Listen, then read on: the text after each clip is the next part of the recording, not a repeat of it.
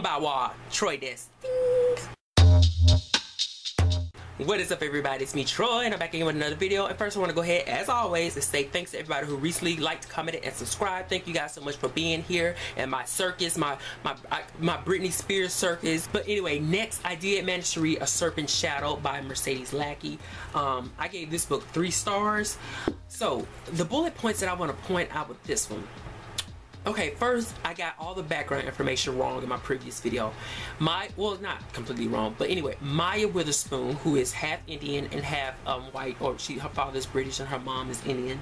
She, in fact, is not in India in this book. She's actually in England, in London. Her parents are already gone. Her mother died of cholera, and her father was bitten by a snake who poisoned and killed him. But there's always been this sort of ominous feeling about their deaths, or suspicion, as you can say, that Maya was wary of. So what she did was she moved to London. She went ahead and continued her practice in medicine as a physician. At the beginning of the novel, she got her certification where she could practice medicine in her own residence as well as in a clinic. In her particular residence, she treated because she decided to sort of hide out or keep a low profile inside of a troubled or tarnished neighborhood. But in that neighborhood, she uses her clinic to sort of treat the street sweeper, they call them the padded foot people, you know, the thieves, the prostitutes, particularly women. But then in the clinic, she treated some of anybody else.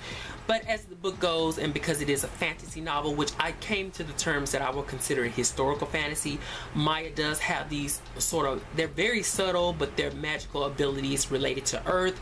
And along with that, her mother gave her a slew of animals who are, you could say, familiars, and each of these familiars sort of have a tie-in, though I need to research just a little bit more to be clear, but I believe what it was kind of suggested was that they had a tie-in to a specific Indian deity. So like if you can see on the cover here, she has a monkey and 2 mongooses, a parrot, an owl, and a falcon, and then there's a peacock. But yes, though they weren't talking to her per se, but you know, you can kind of tell that there was something going on there. They were protecting her in a general sense. So with that being said, Maya was a very capable character. I really loved how Mercedes Lackey wrote her as someone who was smart, highly intelligent, and who could go toe-to-toe with the male characters of the book. And that's because, you know, given that this was taking place in London during the early 1900s, and the fact that Maya is a mixed race, you know, Indian and Caucasian, or whatever, Indian and British, or I don't know, maybe it was Irish, I think it was Irish or German she was mixed with. But like I was saying, she has walls to get over when it concerns her interactions with male characters, whether it's someone in the hospital, where it's a policeman or whatnot. It's always going to be something. Either they're going to throw up her gender, or they're going to throw up her mixed race heritage. But like I was saying, Maya was on top of that girl. She was giving the boys and girls every kind of read that she could to let them know that they were not going to clown her, and that they were not going to sort of wash over her and brush her aside. So she was up to her tricks and shenanigans all the way through. But anyway, here's some of the bullet points that I do want to make about this book. I did love how Mercedes Lackey combined so much. Like, she pulled in a little bit of mystery. She pulled in, of course, her magic. She pulled in her historical elements. And I love how she used Maya as a character to address subjects like women's rights, discrimination, and prejudice that, you know, took place within that time. However, with that being said, Mercedes Lackey let me down in a number of different ways. Really, by the end of the book, for all that she touted within the book, it did not go that way toward the end. At the end, Maya's character was rendered incapacitated, really. She was helpless, and the only way she could get out of her situation was through the help of a British man who was starting to court her, you know, and teach her the ways of her magic and his magic as well. So I just found that really disappointing that, you know, you through all this stuff, like the character Maya was in a march for women's rights. She was combating all of these different men who was throwing in her face her race, throwing in her face her gender, calling her all kinds of different names. But then at the end of the book, she was basically a mist hovering over the antagonist's throne while her British boyfriend came and saved the day. And you know, at the end of the book, he relieved her of her affliction with a kiss. Oh my god. So while that was disappointing and the ending of the book was very anticlimactic, I will say that when, as it concerns Mercedes Lackey writing in particular, this book to me, it read like it was,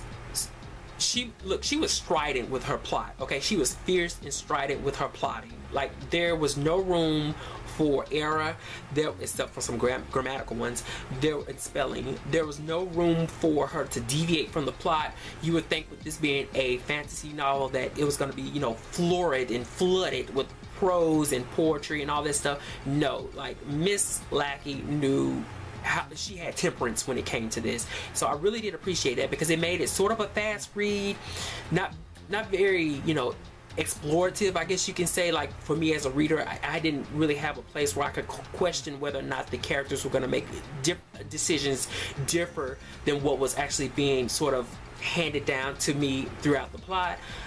But, you know, at the same time, you know, I did kind of enjoy it. It sort of took some pressure off me in the fact that, you know, I could just go along with the journey. I didn't have to, I won't say think, but I didn't have to sort of get ahead of Mercedes Lackey, even though I already knew what direction she was going into.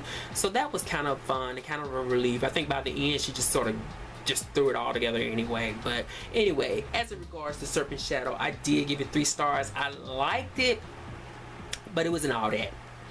It was good, but it wasn't all that. Like, if she would have just held Maya, her character Maya, down and let her confront her antagonist, which if I give it away, it'll probably spoil the book, it would have been better. But the fact that Maya had to be saved by the British man, the British captain with his own magical abilities, and he's a part of this big organization that's run, you know, people of color are not inside of this organization, as you know, really, you know, and they didn't want to invite Maya in at the beginning. So, but now, you know, she has some substance, so she can join this exclusive club, you know. And that, I just thought that was so ridiculous. No, Maya need to run her own damn club. She don't need to be a part of nobody's club, okay? Now the real question is whether or not I will read another Mercedes Lackey book within the same vein of historical fiction, because from what I'm understanding, this is like the first book in a series, and not necessarily following the same character, but a series that does the same sort of thing where it does combine historical fiction with fantasy. So I don't know, I want to. I'm not really above not trying another one, so I will be interested in trying another one maybe sometime in the future, but not too close in the future, okay? So that's it, guys. You know, I noticed that I was kind of quiet in this video, but you know, it is what it is, girl. We'll see y'all next week.